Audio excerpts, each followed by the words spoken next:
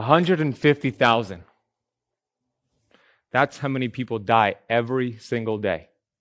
So before I get into my presentation, let's have a moment of gratitude for the fact that our heart is beating, we are breathing, we are alive today. Because love and gratitude are two of the biggest healers we have in this world. So everything I'm going to share with you will not work unless you have those two components. I'm Ben Azadi. I'm called the health detective because I investigate dysfunction to bring the body back to functioning normal, the way it was designed to be. God, Mother Nature, love, the universe, whatever you believe in, we were designed to thrive, to live 120 years old, disease-free. So it is my job, it is my duty and obligation to educate the world, not medicate the world. To teach the world, not treat the world. And I live it to lead it. You see, this is who I am today. This is who I was 10 years ago. I've actually been obese for most of my life. And it wasn't until I hit rock bottom that I was forced to make a decision. You see, the thing about hitting rock bottom is that it's a beautiful place and it's a scary place. It's beautiful because you realize that there's nowhere to go but up. And it's scary because it's where do you start? Where do you go from here? And when I say rock bottom, my rock bottom was really down in the dirt because I was not just depressed, I was actually suicidal. I was actually on Google looking for ways to kill myself. I was scared to be in a room alone because of the thoughts I would have in my head. I was tearing down myself on the inside. You know, I was physically obese and I was mentally obese. I was mentally bankrupt. The only thing that stopped me from pursuing suicide was thinking about my mother, thinking about what I would leave for her, and I would never do that to my mother. So I had a decision to make, and that decision came from clarity from the late and great Wayne Dyer, who said, if other people were the cause of your problems, you would have to hire a psychiatrist for the world in order for you to get better. And that made so much sense to me. I was blaming everyone and everything for all of my problems, my genes, my enabling family members. You know, there's the fact that cheap food is cheap and it's everywhere and it's available. But it wasn't until I took full responsibility, I said those words, I am responsible, that everything shifted, everything changed. You see, at this point, I was 250 pounds, 34% body fat, size 38 waist for jeans, and mentally obese. After I made the decision to take responsibility over my life, I went from 250 pounds to 170 pounds, 34% body fat, 6% body fat. More important than all of the physical attributes that I got, I went from being mentally obese to carving out a mental six-pack.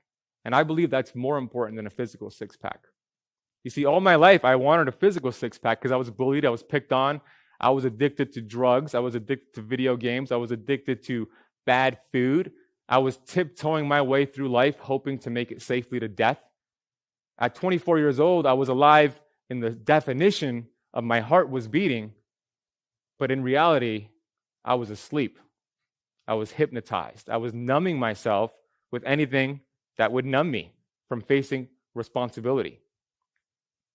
So my message right now is to take responsibility. You have to be your own health detective. Okay? And this really didn't hit me until my father got sick. You see, this man right here, he immigrated from Iran back in the 1970s with my mom in order to come here and start a new family for their future family, which would be me and my sister. Scary decision they made, but they made that decision. And now I have the opportunity to live in America because of them. But my father, he suffered with type 2 diabetes for my entire life. I would take him to his doctor's appointments, and I did everything the doctors told me to do. Fill up his medication, get some fruit for him, some grains, low-fat diet, everything. And I watched his health deteriorate year after year after year. And it wasn't until about 5 years ago that he suffered a massive stroke, which paralyzed his entire right side of his body. He lost the ability to speak, and he was bedridden. And I visited my father every single week at the hospital for months. He wasn't able to say one word to me. He couldn't even move his arm. And I saw his body shrink before my eyes after every visit, just deteriorate. And he was there for 9 months. And I visited him on a Monday night, August 12th. He was in the worst shape I had ever seen him in. He was throwing up all over himself. He was convulsing. I had never seen him that bad. And the nurses came in, they cleaned him up, and he looked better. And I walked up to his bed, and I kissed him on his forehead, and I told him that I'm your son, you're my father, and I love you. And I said the words, hasta la vista, baby, which is the 3 words he used to say to me as a young boy from the movie Terminator. And I told him I loved him forever. And I went home that night, and I prayed that night like I prayed every other night. But there was something different about this prayer. I was saying the same words, please end my father's suffering. He has suffered enough. And some force, I don't know what it was, there was a connection with those words that I was saying. The next day, less than 24 hours later, I was at home and I received a phone call. I look at the caller ID, and it was the hospital. And I knew something was up. My heart dropped. I picked up the phone, and they informed me that my father stopped breathing that morning. He passed away. And I sat down on my couch, and I remember my dog was looking at me, and he knew something was up. And I just started crying out of happiness that my father is no longer suffering, and feeling a lot of sadness because my one and only father is no longer with me. The man who came to America to give me this opportunity to live a free life. And ever since that happened, I have dedicated my life to finding out what happened to my father, what's happening to America. In a moment, I'm going to share some really alarming statistics with you. And I have come to realize the information that I'm about to share with you, which, by the way, will challenge your current way of thinking. It's not going to be the old, eat more fruits and vegetables.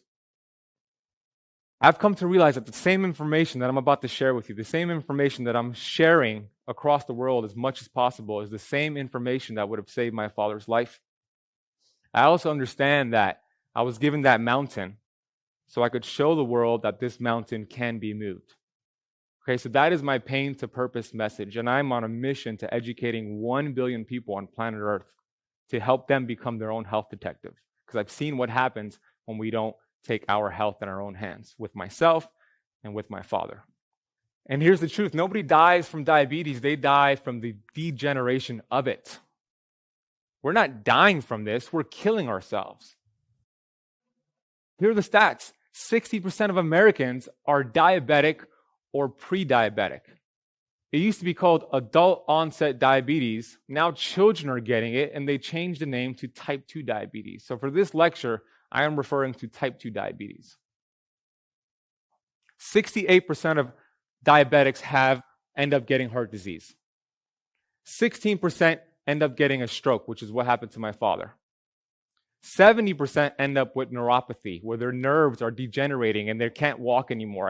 I remember seeing my father just tiptoeing through the house. He was having so much nerve pain. And look at the stat all the way at the bottom, that red. These statistics accompany those who are on medication.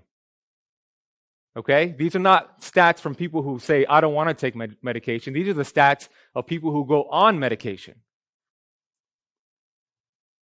What if I told you the same diet that the American Diabetes Association recommends is the same diet that causes diabetes? What if I told you the same food they give a diabetic patient at the hospital is the same food that causes diabetes? What if I told you the same food they give a chemo patient at a hospital is the same food that causes cancer? You see, conventional medicine, they treat the symptom, but there's always a cause and an effect. There's not just an effect. Nobody wakes up with diabetes. Nobody wakes up with cancer. You can't treat the symptom and expect the person to get well. We were not designed that way. The truth of the matter is that if you want to get well, you have to heal the cell. So what do I mean by that? We're made up of trillions of these cells. We have estimated 50 trillion cells in the human body. Every second, we're losing cells. Every second, we're building up new cells. You see, every cell has a cell membrane. Every cell has these receptor sites, right? Think of these receptor sites as like cell phone antenna signals. They're receiving messages from your hormones. We have over 600 hormones in the body. They're the language of the human body. I'm going to talk about insulin because insulin relates to diabetes. Insulin's job is to get that sugar out of the blood because sugar in the blood is toxic to the body. The human body only wants about 1 to 2 teaspoons of sugar in the blood at all times. So when we eat food, especially high carbohydrate foods, it raises blood glucose. So insulin is not the bad guy. He's actually a survival mechanism right here. He takes glucose and sends a signal to the cell, and it goes into the cell for energy, right? Our cell we have our DNA. So my talk is called The Reversal of Destiny because most people have been led to believe that, hey, diabetes runs in my family, that's my destiny. Hey, my mom had breast cancer, that's my destiny. Well, I believe that this is only maybe 3% of the equation, and we have 97% control over the expression of that. The expression, what the cell membrane, which is a lipid bilayer made out of protein, fat, and cholesterol, that is the bodyguard of your cell. That's what tells the DNA to either trigger the bad genes or thrive with the good genes. We have control over that expression. You see, the problem is not a lack of medication. The problem is not even glucose. The problem is cellular inflammation. I'm not talking about a sprained ankle. I'm not talking about a sore shoulder. I'm talking about cellular inflammation. When we have inflamed cells, it doesn't matter how much insulin you give a person, how much medication you give a diabetic patient. That can't get in. The message is not being received because the inflammation is blunting it. That's like you screaming at me, I have my fingers in my ears, I can't hear you. Yeah, you could scream louder and it might work at first, but what will happen? I'll become more deaf. This will become more blunted. So this is like going to the gas station, opening up your gas tank. You can't open it, it's locked. So you grab the gas nozzle and pour it all over your car and then drive away. That's not going to work. That's not going to get the job done. We need to downregulate inflammation by eating what I teach, the keto diet, by doing some fasting, by incorporating a lot of these ancient healing strategies to help downregulate inflammation, to help keep glucose and insulin stable. Once we do that, we're attacking the cause. When we attack the cause, by a side effect of that is the symptoms go away. You see, one thing I did not understand when my father was going to his doctor's appointments and I was driving him to all of them was that they were giving him insulin and they were telling him to lose weight. And I thought, wait a minute, doctor, you're giving my father insulin and telling him to lose weight. Isn't insulin a fat storage hormone? And it did not make sense until I started doing the research. So I encourage you to be your own health detective. This information is different. This information could scare you. But here's the deal. Faith and fear both demand for you to believe in something you cannot see. I'm asking you to choose faith over fear. So this is what I teach. Ancient healing strategies. Downregulate inflammation. Our job is to remove the interference, and the body, it's designed so remarkable, it will heal itself. And I teach this on my YouTube channel, youtube.com/KetoCamp. I want to thank you so much for your time and your attention today. Thank you.